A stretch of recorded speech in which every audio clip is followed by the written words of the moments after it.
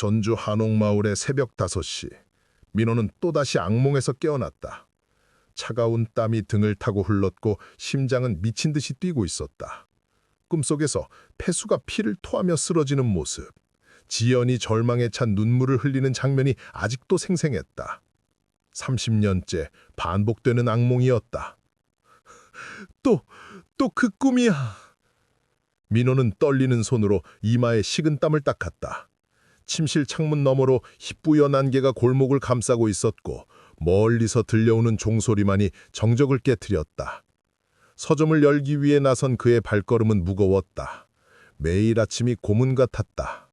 사람들과 마주해야 하고 웃어야 하고 평범한 척 연기해야 했다. 하지만 내면은 매 순간 무너져 내리고 있었다. 문 앞에 도달했을 때 그의 발걸음이 멈췄다. 낯선 봉투 하나가 놓여 있었다. 노란빛 촌멍이 굳은 봉인 위에는 서툰 글씨로 단 한 문장이 적혀 있었다. 너는 끝내 용서받지 못하리라. 민호의 무릎이 꺾였다. 30년 동안 벌벌 떨며 기다려온 그 순간이 마침내 왔다. 그는 주저앉아 우열했다. 아무도 보지 않는 새벽 골목에서 한 남자의 처절한 울음소리만이 한옥마을의 고요를 흔들었다. 제발, 제발 아니길. 하지만 그의 기도는 이미 늦었다. 심판의 날이 시작된 것이다. 민호는 전주 한옥마을에서 30년째 서점을 운영하는 50살의 남자였다. 세월의 다른 나무간판, 책향기처럼 그의 인생도 빛이 발해 있었다. 매일 아침 6시에 일어나 서점을 열고 밤 10시에 문을 닫는 규칙적인 일상. 하지만 그 단조로운 일상 속에 숨겨진 것은 참을 수 없는 고통이었다. 아, 민호 씨, 오늘도 일찍 여셨네요. 단골 손님이 밝게 인사했다. 네, 안녕하세요. 민호는 억지로 웃어 보였다. 그 웃음 뒤에는 30년간 쌓인 죄책감이 도사리고 있었다. 손님이 책을 고르는 동안 민호는 창밖을 바라봤다. 지나가는 사람들이 모두 그의 죄를 알고 있는 것만 같았다. 그들의 시선이, 웃음소리가, 심지어 발걸음소리까지도 그를 고발하는 것 같았다. 이 책 얼마예요? 손님의 목소리에 민호는 현실로 돌아왔다. 책을 포장하며 그는 또 한 번 절망했다. 이런 평범한 순간들조차 그에겐 거짓이었다. 그는 평범할 자격이 없는 사람이었다. 민호나, 오늘도 일찍 문 열었네. 익숙한 목소리가 들려왔다. 폐수였다. 민호의 심장이 멈춘 것 같았다. 어린 시절부터 함께 자란 친구, 한때는 형제보다 가까웠던 사이. 하지만 민호가 저지른 배신 때문에 그들 사이에는 보이지 않는 장벽이 서 있었다. 태수야. 민호의 목소리는 떨렸다. 태수의 눈빛에는 복잡한 감정이 섞여 있었다. 그 속에서 민호는 여전히 남아있는 상처를 읽을 수 있었다. 30년이 지나도 아물지 않은 상처를. 요즘 괴지네? 태수가 물었다. 그냥 살고 있어. 민호는 시선을 피했다. 태수를 똑바로 볼 수 없었다. 그럴 자격이 없었다. 두 사람 사이에 어색한 침묵이 흘렀다. 말하고 싶은 것도 들어야 할 것도 많았지만 모든 것이 그들 사이에 상처 때문에 막혀 있었다. 선생님, 안녕하세요. 은동의 밝은 목소리가 무거운 공기를 깨뜨렸다. 대학 시절 민호를 스승처럼 따랐던 그녀는 지금도 종종 서점을 찾았다. 그녀만이 민호에게 남은 유일한 빛이었다. 하지만 최근 들어 은정의 눈빛에도 의심이 자라고 있었다. 민호의 이상한 행동들, 가끔 보이는 공포에 질린 표정들을 그녀가 놓칠 리 없었다. 은정아, 어서 와. 민호는 그녀를 보며 진짜 미소를 지었다. 하루 중 유일하게 진심으로 웃을 수 있는 순간이었다. 은정이 서가를 둘러보던 중 책 사이에 끼어진 오래된 사진 한 장을 발견했다. 사진 속에는 젊은 민호와 태수, 그리고 아름다운 여자가 나란히 서서 웃고 있었다. 선생님, 이 사진 속 여자분은 누구세요? 은정이 호기심 어린 목소리로 물었다. 민호의 얼굴이 창백해졌다. 사진 속 여자는 지연이었다. 한때 그가 가장 사랑했지만 동시에 가장 많이 아프게 했던 여자. 더욱 충격적인 것은 사진 뒤에 적힌 글귀였다. 진실은 언젠간 너를 파괴할 것이다. 이건 뭐예요? 은정의 목소리가 떨렸다. 민호는 황급히 사진을 빼앗았다. 아무것도 아니야. 그냥 오래된 거야. 하지만 이미 늦었다. 은정의 눈빛에는 의심이 더욱 짙어졌고 태수 역시 무언가를 직감한 듯 표정이 굳어졌다. 그날 밤 민호는 술에 취해 혼자 충을거렸다. 지연아, 미안해. 정말 미안해. 텅 빈 서점에서 혼자 울고 있는 중년 남자의 모습은 처절하기 그지없었다. 그는 용서를 구했지만 용서해줄 사람은 이미 곁에 없었다. 다음 날 아침 민호는 더욱 끔찍한 현실과 마주했다. 서점 문 앞에 또 다른 편지가 놓여 있었다. 이번 것은 더욱 구체적이고 잔인했다. 너는 내 인생을, 내 꿈을, 내 사랑을, 내 모든 것을 훔쳤다. 글씨체는 태수의 젊은 시절 필체를 흉내낸 것 같았다. 민호는 편지를 움켜쥐고 주저앉았다. 과거의 죄악이 현재를 짓누르고 있었다. 선생님, 괜찮으세요? 은정이 뒤늦게 도착해 주저앉아 있는 민호를 발견했다. 괜찮아. 민호는 서둘러 편지를 숨겼지만 그의 손은 여전히 떨리고 있었다. 정말 이상해 보이세요. 혹시 무슨 일이라도... 은정의 목소리에는 진심 어린 걱정이 담겨 있었다. 민호는 그 순간 모든 것을 털어놓고 싶었다. 30년간 혼자 짊어진 죄책감을, 매일 밤 그를 괴롭히는 악몽을, 살아있는 것조차 고통스러운 현실을. 하지만 그럴 수 없었다. 은정마저 떠날까봐 두려웠다. 정말 아무것도 아니야. 민호의 목소리는 간절했다. 마치 자신조차 속이려는 듯. 그때 서점 문이 열리며 태수가 들어왔다. 그는 평소와 다름없이 자연스러웠지만 민호에게는 그 모든 것이 의미심장하게 느껴졌다. 오랜만이다, 민호야. 태수의 인사는 담담했다. 응, 정말 오랜만이네. 민호는 태수의 눈을 제대로 바라볼 수 없었다. 태수가 서점을 둘러보며 말했다. 변한 게 없네. 30년 전이나 지금이나. 그 말이 민호에게는 비수처럼 꽂혔다. 너는 여전히 그때 그 파렴치한 놈이구나 라는 뜻으로 들렸기 때문이다. 변할 이유가 없었으니까. 민호의 대답은 처절했다. 은정은 두 사람 사이에 기묘한 긴장감을 느꼈다. 공기 자체가 무거웠고 뭔가 숨겨진 이야기가 있다는 것을 직감할 수 있었다. 선생님들은 오래된 친구시군요. 은정이 분위기를 바꿔보려 했다. 그래, 어릴 때부터 함께 자랐지. 태수가 대답했다. 그러나 그의 목소리에는 쓸쓸함이 배어 있었다. 민호는 그 말을 들으며 또 한 번 절망했다. 함께 자랐다는 그 평범한 말 속에 얼마나 많은 배신과 상처가 숨어 있는지. 태수가 떠난 후 민호는 극도의 불안에 시달렸다. 그는 실수를 저질렀다. 두 번째 편지를 서점 창가에 그대로 둔 것이다. 지나가던 동네 할머니가 그것을 보았다. 어머, 책향기 주인한테 무슨 일이 있나 봐. 편지에 뭔가 무서운 내용이 적혀 있더라고. 소문은 작은 한옥마을을 빠르게 돌았다. 민호의 평온했던 일상이 그녀를 일으키기 시작했다. 그날 오후 단골 손님들의 시선이 달라졌다. 따뜻한 미소 대신 의심과 호기심이 자리를 차지했다. 민호 씨, 혹시 무슨 문제라도? 아니에요. 정말 아무것도 아니에요. 민호는 필사적으로 부인했다. 하지만 그의 창백한 얼굴과 떨리는 목소리가 오히려 의혹을 키웠다. 작은 부주의가 돌이킬 수 없는 파국의 시작이 되고 있었다. 그날 밤 민호는 서점에 혼자 앉아 오열했다. 왜 이래서야 벌을 받는 거야? 그의 울음소리는 한옥마을의 고요한 밤을 가르며 퍼져나갔다. 30년 동안 억눌러온 고통이 마침내 터져나오고 있었다. 며칠 후 민호에게 더욱 잔혹한 시련이 찾아왔다. 오랜만이야, 민호야. 서점 문을 열고 들어선 여자의 목소리는 차가웠다. 지연이었다. 한때 그가 가장 사랑했지만 동시에 가장 깊이 배신했던 여자. 민호는 그 순간 머릿속이 새하얘졌다.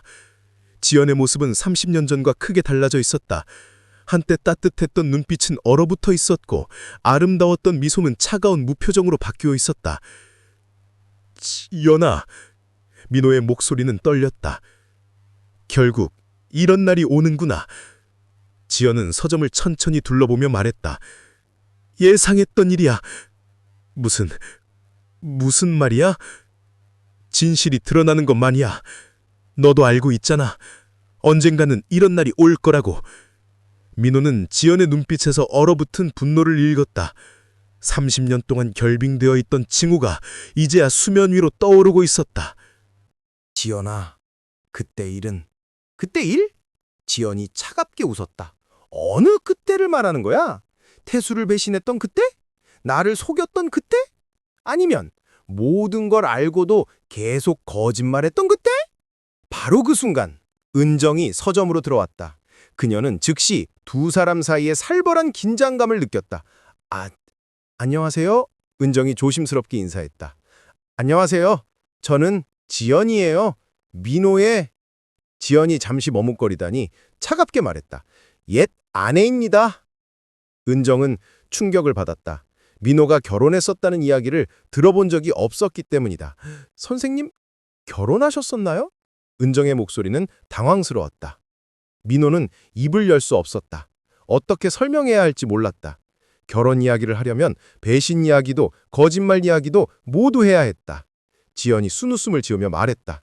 놀랄 것도 없어요. 민호는 원래 중요한 것들을, 특히 자신에게 불리한 것들은 숨기는 버릇이 있거든요.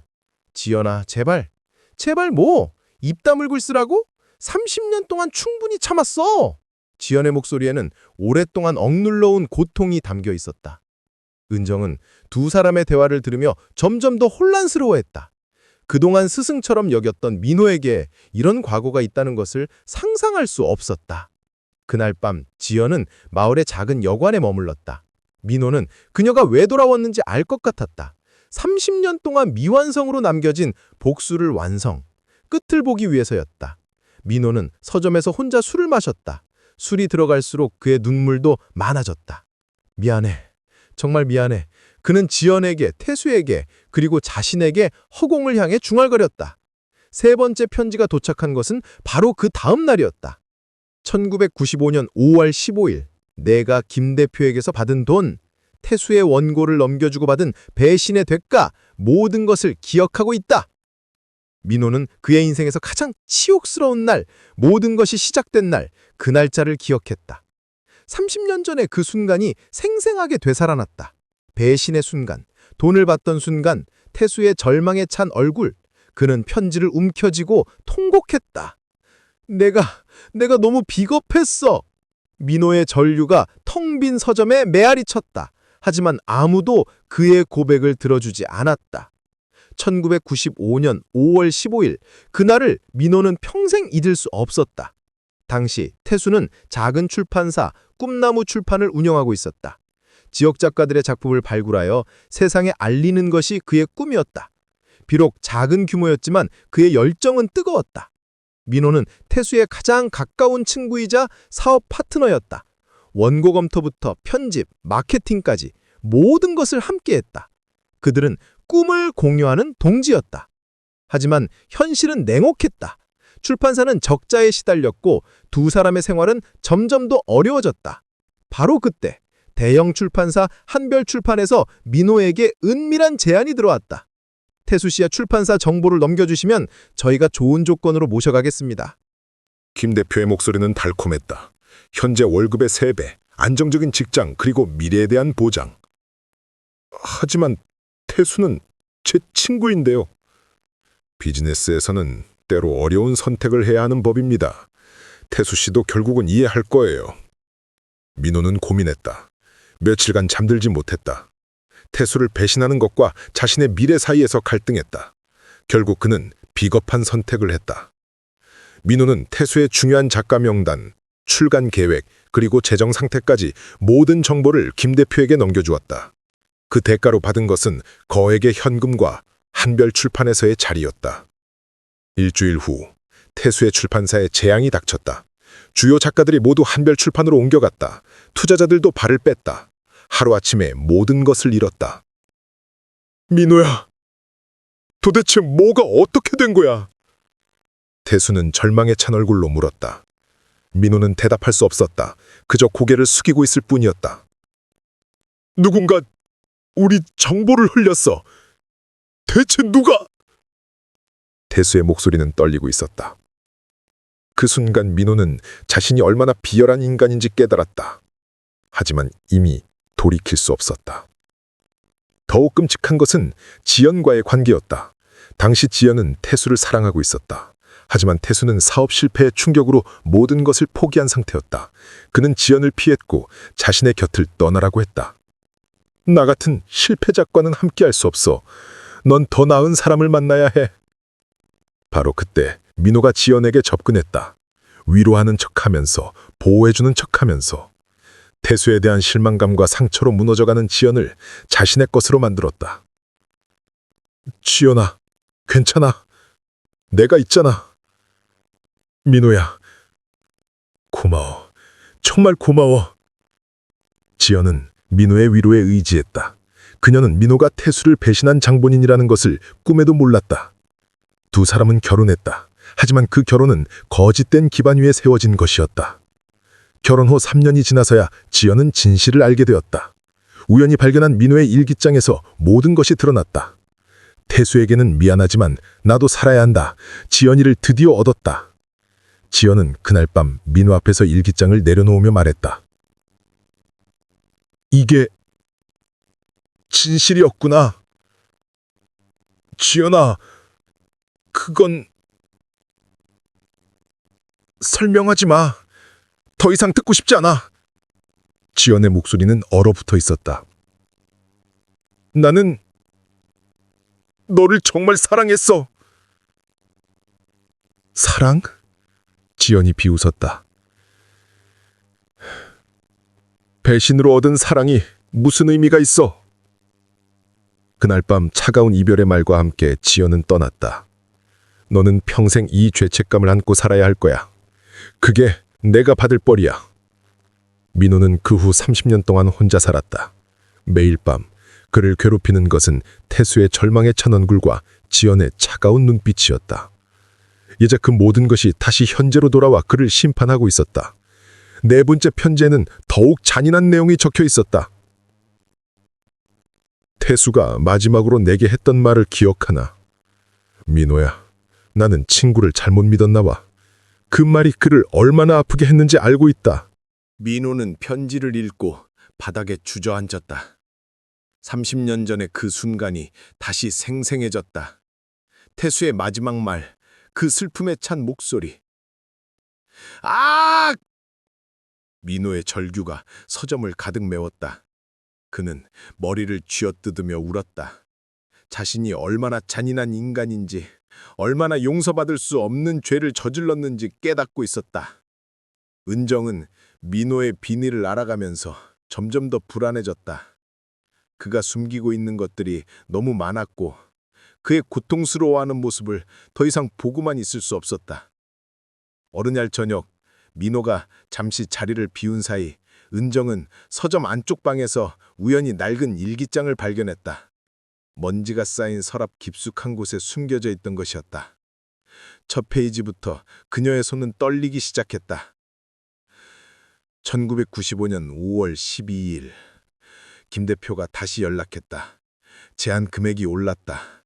태수는 아직 모르고 있다. 나는 어떻게 해야 하나.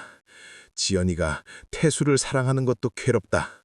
내가 먼저 좋아했는데. 1995년 5월 15일 드디어 했다. 태수의 모든 자료를 김 대표에게 넘겨주었다. 손이 떨렸지만 나도 살아야 한다. 지연이를 위해서라도. 태수는 이해할 거야. 언젠가는. 1995년 5월 20일 태수의 출판사가 망했다. 그의 눈빛을 차마 볼 수 없다. 내가 한 짓이 너무 끔찍하다. 하지만 되돌릴 수는 없다.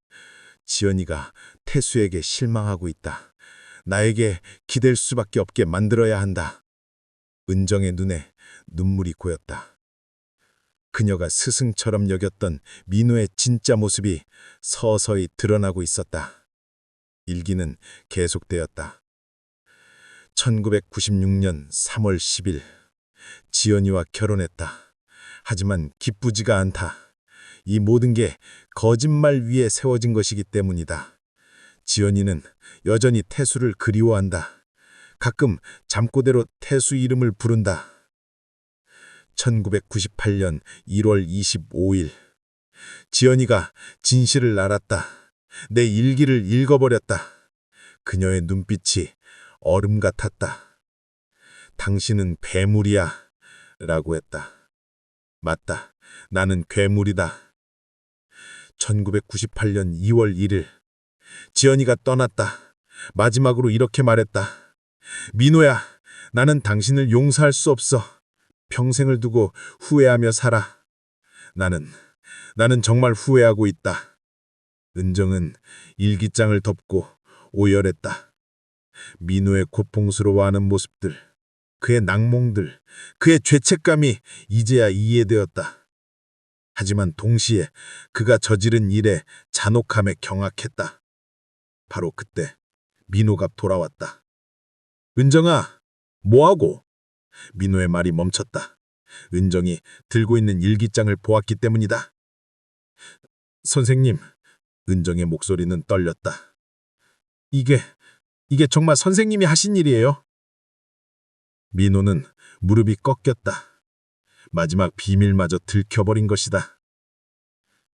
은정아, 나는 어떻게 그런 일을 하실 수 있어요? 가장 가까운 친구를, 그리고 지연 씨를. 은정은 울면서 소리쳤다. 민호는 대답할 수 없었다. 변명의 여지가 없었다. 그는 그저 바닥에 엎드려 울 뿐이었다. 선생님, 저는 선생님을 존경했어요. 정말로. 은정의 목소리는 실망과 배신감으로 가득 찼다. 미안해. 정말 미안해. 민호의 목소리는 거의 들리지 않을 만큼 작았다.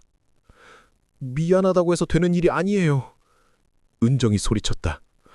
태수 씨의 인생을, 지연 씨의 마음을, 모든 걸 망쳐놓고. 바로 그 순간 서점문이 열렸다. 태수와 지연이 함께 들어서는 것이었다. 그들은 은정의 울음소리를 듣고 온 것이었다. 무슨 일이야? 태수가 물었다. 은정은 떨리는 손으로 일기장을 태수에게 건네주었다. 이걸 읽어보세요.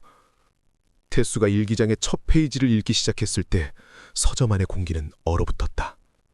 그의 얼굴이 점점 창백해져 갔다. 이게 뭐야?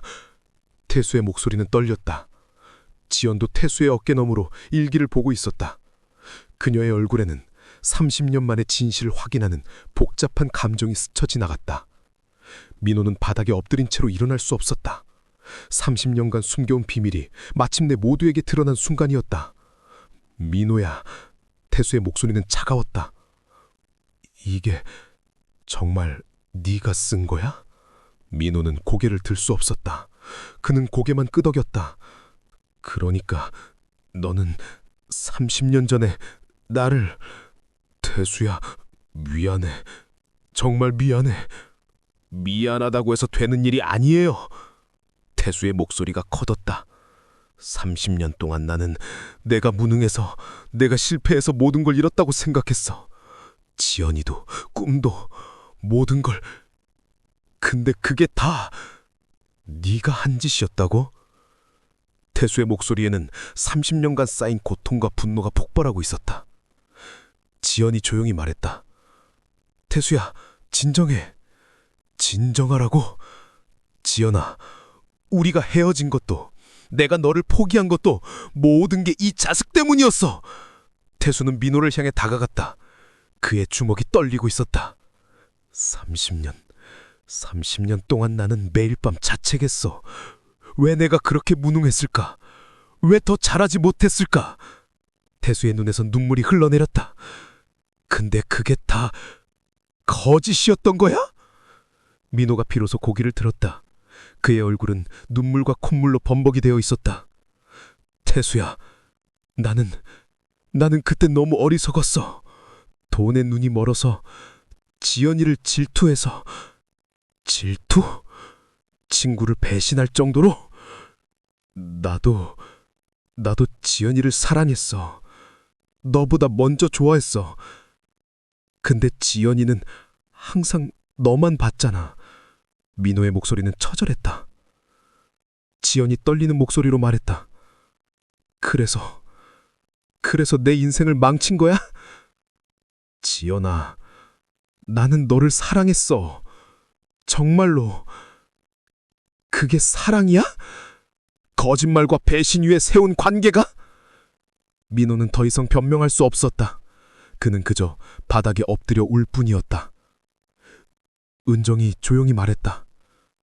선생님, 그럼 그동안 저에게 해주신 말들도, 선량함에 대한 이야기들도 다 거짓말이었나요? 아니야, 은정아. 그건 진심이었어. 내가 너에게만큼은 진심이었어. 너만은 속이고 싶지 않았어. 하지만 속였잖아요. 30년 동안. 바로 그때 태수가 결정적인 말을 했다. 민호야, 너는 나에게서 모든 걸 빼앗아갔어. 꿈도 사랑도 자존심도. 이제 네가 가진 것도 잃어마. 태수는 휴대폰을 꺼내들었다. 이 모든 걸 세상에 알리겠어. 네가 어떤 인간인지. 안 돼! 민호가 태수의 다리를 붙잡았다. 태수야, 제발! 제발 안 돼! 왜 안 돼? 너는 내 인생을 망칠 때 이런 기분을 생각해봤어? 나는 이미 충분히 벌받고 있어. 30년 동안 매일 밤 악몽을 꾸고 죄책감에 시달리고. 그게 벌이라고 생각해? 네가 편안하게 서점을 운영하고 사람들의 존경을 받으며 살 때 나는 모든 걸 잃고 폐인이 되어 살았어. 태수의 말은 사실이었다. 민호가 죄책감에 시달리긴 했지만 그래도 평범한 삶을 살아왔다. 반면 태수는 정말로 모든 것을 잃었다. 지연이 조용히 말했다. 태수야, 복수가 우리에게 무엇을 줄까? 최소한 정의는 실현되잖아. 정의? 지연이 쓸쓸하게 웃었다. 30년이 지난 지금? 민호가 떨리는 목소리로 말했다. 내가 어떻게 하면 될까? 무엇이든 하겠어. 제발. 태수가 그를 내려다보며 말했다. 네가 해야 할 일은 하나야. 세상 사람들에게 네 진짜 모습을 보이는 거야. 그리고 사라져. 이 마을에서, 우리 앞에서. 태수야, 선택해 민호야. 네가 스스로 진실을 말하거나 아니면 내가 대신 해주거나. 그날 밤 민호는 혼자 서점에 앉아 있었다. 태수가 준 24시간이 거의 다 되어가고 있었다. 그는 한 장의 편지를 썼다. 마지막 편지를. 사랑하는 전주 한옥마을 주민 여러분께 30년 동안 여러분과 함께 살면서 여러분의 따뜻한 마음을 받으며 살아온 민호입니다. 오늘 저는 여러분께 고백하고자 합니다. 저는 여러분이 알고 있는 그런 사람이 아닙니다. 30년 전 저는 가장 소중한 친구를 배신했습니다. 돈과 욕망에 눈이 멀어 태수의 출판사를 망하게 만들었습니다. 그의 꿈을, 사랑을, 모든 것을 빼앗았습니다. 그리고 그 과정에서 지연이란 여자의 마음도 속였습니다. 거짓된 위로로 그녀를 유혹하여 진실짓 못한 결혼을 강요했습니다. 저는 30년 동안 이 죄책감을 안고 살았습니다. 매일 밤 악몽을 꾸고 매 순간이 고통스러웠습니다. 하지만 그것조차 제가 받아야 할 벌에 비하면 턱없이 부족했습니다. 여러분께 죄송합니다. 저 같은 인간을 믿어주시고 따뜻하게 대해주신 여러분의 마음을 더럽혔습니다. 특히 은정이에게는 더욱 죄송합니다. 당신만큼은 진실한 스승이고 싶었는데 결국 당신마저 실망시켜버렸습니다. 이제 저는 떠나겠습니다. 더 이상 이 마을을, 여러분을 더럽히지 않겠습니다. 부디 저를 기억하지 마세요. 저 같은 인간은 잊혀져야 마땅합니다. 책향기 서점 민호 올림. 다음 날 아침 마을 사람들은 서점문에 붙어 있는 편지를 발견했다. 그리고 민호는 이미 사라진 후였다. 서점은 문을 닫은 채로 남겨져 있었고 그 안에는 30년간 민호가 모은 책들만이 쓸쓸히 먼지를 쌓아가고 있었다. 한 달 후 은정은 빈 서점 앞에 서 있었다. 그녀의 마음은 복잡했다. 분노와 실망, 그리고 묘한 연민이 뒤섞여 있었다. 왔구나. 뒤에서 들려온 목소리는 태수였다. 태수 씨, 민호 선생님 소식 들으셨어요? 태수가 고개를 저었다. 완전히 사라졌어. 마치 처음부터 존재하지 않았던 것처럼. 그게 맞는 일이었을까요? 은정이 조심스럽게 물었다. 태수는 잠시 침묵했다가 말했다. 잘 모르겠어. 정의는 실현됐지만 만족스럽지가 않네. 복수가 끝나면 홀가분할 줄 알았는데 오히려 더 공허해진 것 같아. 그때 지연이 나타났다. 그녀의 표정도 복잡했다. 지연 씨, 은정이 인사했다. 안녕하세요. 지연의 목소리는 여전히 차가웠지만 예전만큼 얼어붙지는 않았다. 민호, 그 사람 이야기 들었어? 지연이 태수에게 물었다. 응, 완전히 사라졌다고 하더라. 지연이 한숨을 쉬었다. 30년 동안 기다린 복수가 이렇게 허망할 줄이야. 후회해? 태수가 물었다. 아니, 후회하지는 않아. 하지만 지연이 말을 잇지 못했다. 하지만 이게 정말 우리가 원했던 결말일까? 민호는 사라졌지만 우리의 상처는 여전해. 우리의 잃어버린 삶은 돌아오지 않아. 세 사람은 모두 침묵했다. 각자의 마음속에서는 서로 다른 감정들이 소용돌이치고 있었다. 1년 후 은정은 책향기 서점을 다시 열었다. 민호가 남겨둔 책들을 정리하면서 그녀는 많은 것을 생각했다. 서점 한 구석에서 민호의 마지막 일기를 발견했다. 나는 용서받을 수 없는 인간이다. 하지만 적어도 은정이에게만큼은 진실한 스승이었기를 바란다. 그 아이만은 내가 더럽히지 않았기를. 은정의 눈에 눈물이 고였다. 분노와 실망 속에서도 그녀는 민호가 진실로 자신을 아껴했다는 것을 알 수 있었다. 태수는 30년 만의 죄도전이었다. 하지만 이번에는 복수심이 아닌 순수한 열정으로 작은 출판사를 다시 시작했다. 지연은 여전히 혼자 살고 있었다. 그녀는 민호를 용서하지 않았지만 그렇다고 해서 마음이 평화로워진 것도 아니었다. 5년 후 어느 날 은정에게 한 통의 편지가 도착했다. 발신인은 없었지만 글씨체로 민호라는 것을 알 수 있었다. 은정아, 잘 지내고 있니? 나는 아직 살아있다. 어디서 어떻게 살고 있는지는 말할 수 없지만 매일 죗값을 치르며 살고 있다. 가끔 죽고 싶기도 하지만 그것조차 용서받을 수 없는 비겁한 도피일 뿐이라고 생각한다. 너만은 행복하게 살았으면 좋겠다. 나 같은 인간 때문에 상처받지 말고. 서점을 다시 열었다는 소식을 들었다. 고맙다. 내가 더럽힌 그 공간을 너의 따뜻함으로 정화해 주어서. 용서를 구하지는 않겠다. 나는 용서받을 자격이 없으니까. 다만 너만은 기억해 주었으면 한다. 나에게도 진심이 있었다는 것을. 평생 속죄하며 살아갈 민호가. 은정은 편지를 읽고 또 울었다. 분노도 실망도 이제는 많이 사라졌다. 남은 것은 한 인간에 대한 깊은 안타까움이었다. 10년 후 전주 한옥마을의 책향기 서점은 이제 은정의 따뜻한 손길로 마을 사람들에게 사랑받는 공간이 되었다. 태수의 출판사도 작지만 안정적으로 운영되고 있었다. 그는 지연과 가끔 만나 차를 마시곤 했다.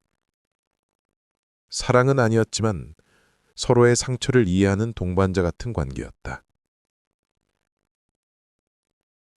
민호의 소식은 더 이상 들려오지 않았다. 그가 어디서 어떻게 살고 있는지 아니면 이미 세상을 떠났는지 아무도 몰랐다.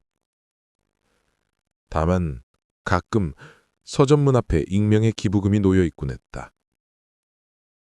은정은 그것이 누구의 것인지 알고 있었지만 굳이 찾으려 하지 않았다.